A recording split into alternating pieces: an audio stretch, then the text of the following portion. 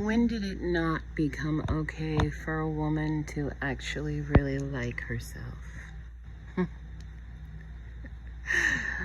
Was it when Adam blamed Eve? But those of you don't even understand the story. Adam never left Eve. He simply gave the only answer he knew how to give. But you haven't read the other sacred books. So you look at Eve as if she is the problem, whereas Adam knew that she was the fix to his problem. And he ultimately took the blame. To all the women out there that listen to me, I hope you recognize in my voice, this is a new era. No more are we going to sit in the back and wish we were invisible. Oh, no, no, no, no, no. No. And to the voices that tried to lock us in the dark when we were children, we forgive them. But no longer will their tapes play in our minds. I was looking at myself in the mirror and I actually like what I see. I love my body. I love every inch of my body. I love how soft my skin is. I love the lines of my design. I love the shape that I have. Everywhere. It's not too much and it's not too little. It's perfect. And as I was looking at myself in the mirror, I remembered a memory from my childhood, because I was brave enough to ask, show me where the shame started so that I can go back and erase it. And I remember I loved myself when I was a little girl. I loved the way that I looked in dresses, and there was nothing wrong with it. And someone busted into my room and told me that I wasn't going to be something negative. And they started to point out all the flaws. This isn't right. Your hair isn't right. Why does this look this way? Oh, those aren't the right shoes. Oh, this isn't the right tights. And as a little girl, I was so confused because I liked what I saw. But I was told it wasn't good enough.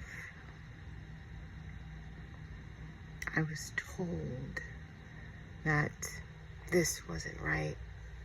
And how come, why do your knees look like that? Or, oh, you're not kneed and you're pigeon-toed, and, just the things that sometimes people think are innocent. However, they don't know that they are programming your subconscious mind with insecurities that you yourself never had, but it comes from them. It has taken me this long to look in the mirror and like what I see again.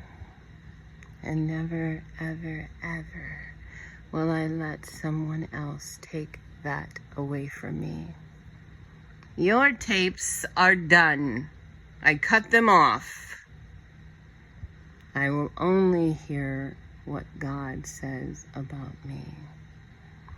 When God created me, He broke the mold, honey, because He knew that the world could only handle one of me.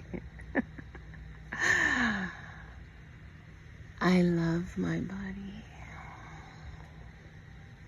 And there's nothing wrong with a woman of God loving what she sees in the mirror, her reflection, noticing the curves of her body, noticing the smallness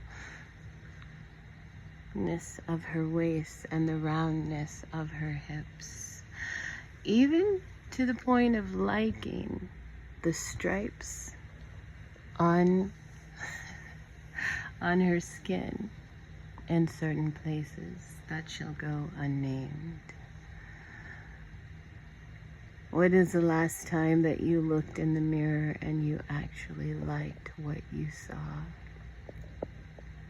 It's time to take back our subconscious minds. It's time to stop the false projections placed on us by others who were insecure themselves, and they wanted you to be the same way as them, so that when they saw you looking at yourself and the way that you were looking at yourself and how you liked yourself, they wanted you to look at yourself as they looked at themselves. How sad. How sad.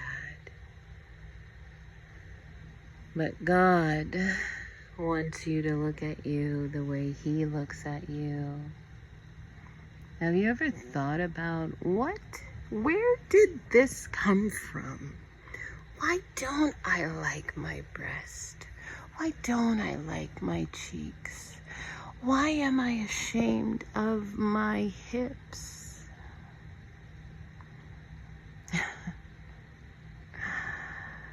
Because if it was just you on this earth, none of that would matter. And that's where God wants you. He wants it to be just you and Him.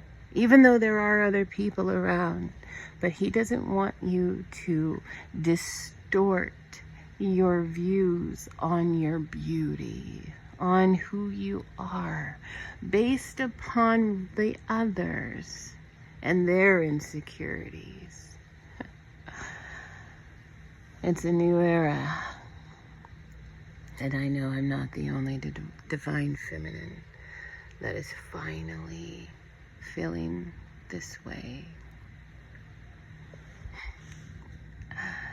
It's glorious. It's beautiful. And there is no sin in truly loving yourself. Rock on with your bad self, honey.